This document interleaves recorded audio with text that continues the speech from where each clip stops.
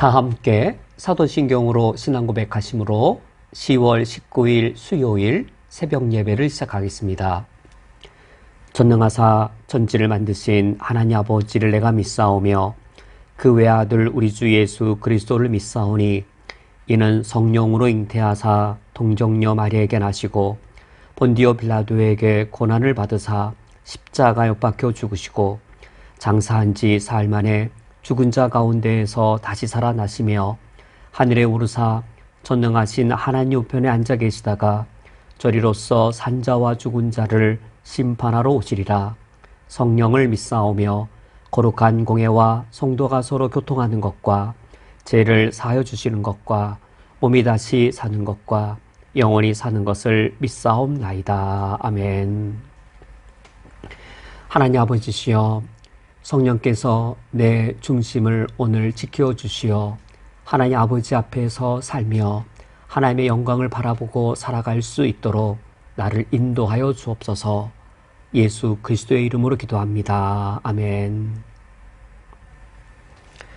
오늘 성경 말씀은 신약성경 갈라디아서 4장 21절부터 26절까지의 말씀입니다.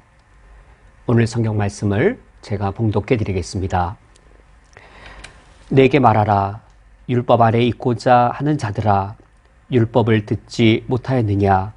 기록된 바 아브라함에게 두 아들이 있으니 하나는 여종에게서 하나는 자유 있는 여자에게서 났다 하였으며 여종에게서는 육체를 따라 났고 자유 있는 여자에게서는 약속으로 말미암았느니라. 이것은 비유니 이 여자들은 두 언약이라. 하나는 신의 산으로부터 종을 낳은 자니 곧 하갈이라. 이 하갈은 아라비아에 있는 신의 산으로서 지금 있는 예루살렘과 같은 곳이니 그가 그 자녀들과 더불어 종노릇하고 오직 위에 있는 예루살렘은 자유자니 곧 우리 어머니라. 아멘. 우리들 대부분은 율법적인 것을 좋아하지 않습니다. 율법적인 요구가 하나님 앞에서 바람직하지 않다는 사실을 우리가 다 잘 알고 있습니다. 그래서 주의를 지키는 일이든 또는 11조와 같은 헌금을 드리는 일이든 이러한 일들을 율법적으로 요구하게 되어지면 우리 마음이 불편하게 되어지고 이런 율법적인 요구는 잘 따르지 않게 됩니다.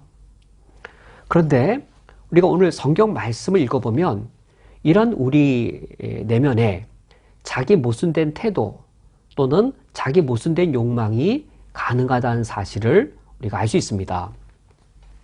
우리는 분명히 율법적인 것은 잘못된 것이다 라고 명확하게 알고 있고 또 우리 내면의 태도가 율법적인 것을 들으면 거부감이 있고 율법적인 것을 잘 따르지 않으려고 하지요. 그런데 상당히 자기 모순되게 율법적인 것이 잘못됐다는 것을 알면서도 율법적인 것에 대한 거부감을 우리가 본성적으로 갖고 있음에도 불구하고 우리 내면에 동시에 율법적으로 되려는 욕망이 있음을 우리가 기억해야 하겠습니다. 바로 오늘 성경 본문에서 사도 바울이 그러한 갈라디아 교인들을 권고하고 그들을 바른 길로 인도하고자 가르치고 있습니다. 우리가 오늘 21절 말씀부터 읽었는데 이 21절 말씀에서 사도 바울이 갈라디아 교회를 누구라고 부르는지요. 21절 말씀에 내게 말하라. 율법 아래에 있고자 하는 자들아 라고 갈라디아 교회의 성도를 부르고 있습니다. 이 구절을 보면 갈라디아 교회 성도 내면에 어떤 욕망이 있음을 지적하는 것인지요. 율법 아래 있고자 하는 욕망이 갈라디아 교회 성도 내면에 있다라는 사실입니다. 갈라디아 교회의 성도들, 그들이 이방인이었을 때 그들은 사도 바울로부터 은혜의 복음을 들었습니다.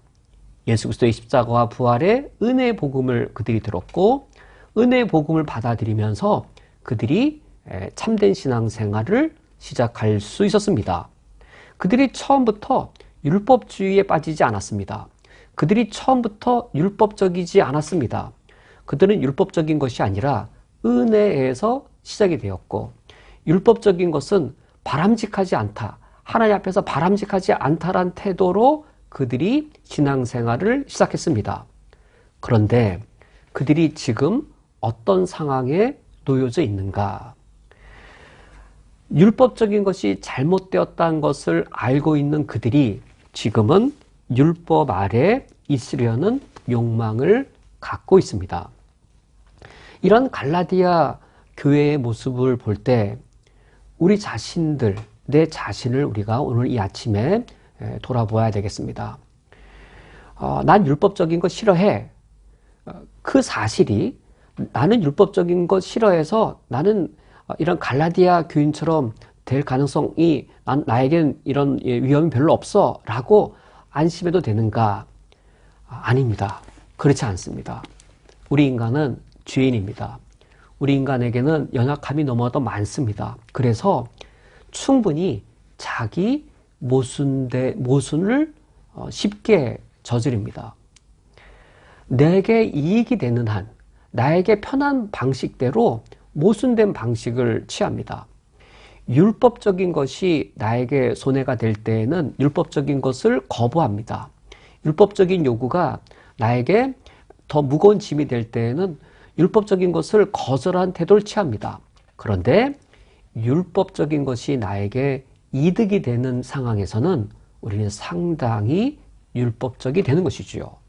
나에게 이득이 된다면 우리는 율법 아래 있을 욕망을 갖게 되어지고, 나에게 이득이 없거나 나에게 오히려 손해가 되어진다면 우리 율법적인 것에 대해 거절한 태도를 취하여서 우리는 상당히 모순되고 상당히 서로 하나가 될 수 없는 그릇됨을 우리 내면 안에서 범하는 것이지요. 그러면 갈라디아 교인들이 처음에는 율법적이지 않았는데 어떻게 하다가 갈라디아 교인들이 율법적으로 바뀌게 되었는지요. 사도 바울이 그 사실을 나타내주기 위해서 22절과 23절에 아브라함의 두 아내, 두 아들을 비교하고 있습니다. 하갈과 사라 둘을 비교하고 있는데, 이 하갈의 모습이 율법 아래 있으려고 하는 그 욕망, 그것을 잘 드러내주고 있습니다. 23절 말씀에 이 하갈의 특징은 이것이었습니다. 여종에게서는 육체를 따라 낳고 란 이 사실이 이 율법 아래에 있으려는 그 욕망을 잘 드러내주고 있습니다. 여기서 육체를 따라 낳다란 것은 75세 된 아브라함의 육체, 그리고 젊은 여인인 하갈의 육체, 그 육체를 가리키는 것이지요. 75세의 육체를 가진 아브라함은 자신의 육체의 능력으로 아들 이스마엘을 낳을 수 있었습니다. 더욱이 젊은 여인의 육체를 갖고 있는 하갈을 통해서는 더 쉽게 아들을 낳을 수 있었던 것이지요. 그러므로 이 육체를 따라 낳았다란 말은 육체의 가능성을 따라, 육체의 힘을 따라 아들을 낳은 겁니다. 우리가 언제 이 율법 아래 있고자 하는 욕망을 갖게 되어지는가? 그것은 바로 우리가 육체의 가능성을 따라 하나님의 일을 할 때입니다. 육체의 힘을 따라 주님의 일에 힘을 쓸 때입니다. 언제 그렇게 되어지냐면 우리 육체의 모양을 나타내기를 원할 때입니다. 우리가 주님의 일을 하면서 내 육신의 모양을 드러내기를 원할 때, 내 이름이 드러나기를 원할 때, 우리 교회 이름이 멋있게 드러나기를 원할 때, 이 땅에서 우리의 육신의 이름과 우리 육신의 명성을 드러내기를 원할 때, 그때 우리 모습을 돌아보면, 내 영혼을 진단해 보면 반드시 우리는 율법적으로 되어져 있을 겁니다. 우리 육체의 모양을 드러내고자 할 때 우리는 더욱더 종교적으로 되어 있을 겁니다. 종교가 훨씬 더 발달되어 있을 겁니다. 우리 교회 이름을, 목사로서의 나의 이름을, 내가 어떤 일을 맡았을 때 당신을 통하여서 주님의 일이 이렇게 멋지게 되었다라고 내 육신의 이름을 드러내기 원할 때, 그때 우리의 모습을 진단해 보면 상당히 종교적으로 고도로 종교가 발달되어 있을 것이고 고도로 종교가 발달되어 있는 것만큼 우리들의 신앙생활은 상당히 율법적으로 엄격하게 규율화되어져 있을 것입니다. 그래서 지금 사도 바울이 지금 하갈에 대한 비유를 계속 발전시키면서 이제 25절에 가서 지금 어디라고, 지금 여기를 어디라고 말하냐면 25절 말씀에 이 하갈은 아라비아에 있는 시내 산으로서 지금 있는 예루살렘과 같은 곳이니 라고 하여서 지금 있는 예루살렘이라고 지금 비유적으로 말하고 있습니다.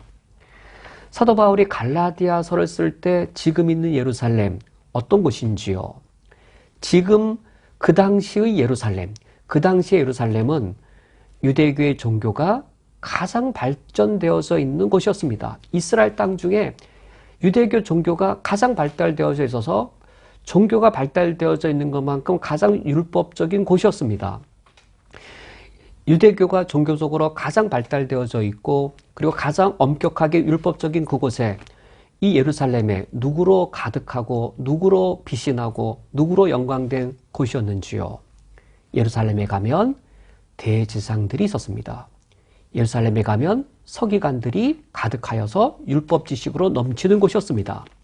예루살렘은 사두개인들의 본산지여서 정치적 권한이 집중된 곳이었습니다.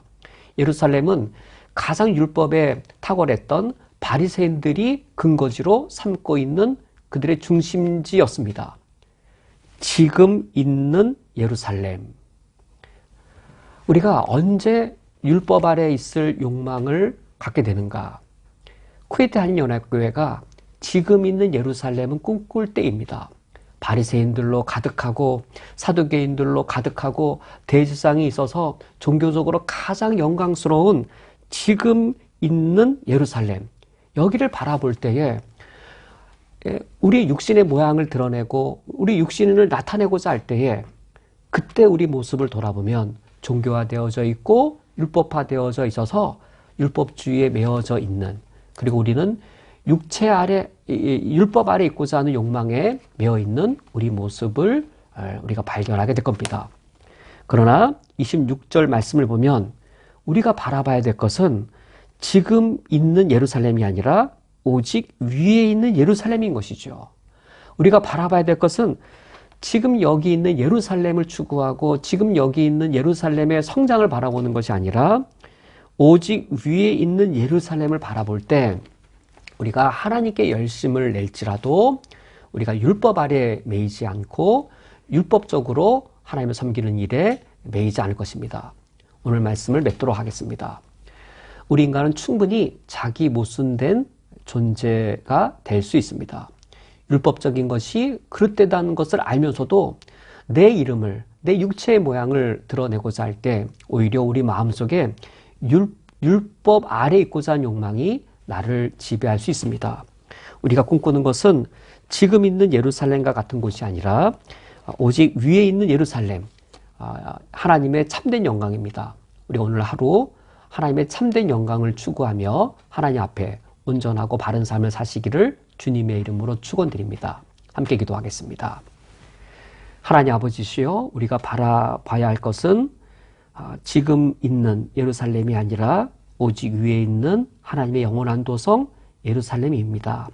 우리가 율법주의에 매이지 아니하며 율법 아래에 있는 욕망에 우리가 사로잡히지 아니할 수 있도록 거룩한 것을 욕망하며 살아갈 수 있도록 나를 지켜 주옵소서.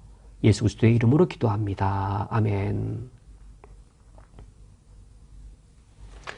다 함께 주기도로 오늘 예배를 폐하겠습니다. 하늘에 계신 우리 아버지여, 이름이 거룩히 여김을 받으시오며 나라가 임하시오며 뜻이 하늘에서 이루어진 것 같이 땅에서도 이루어지이다.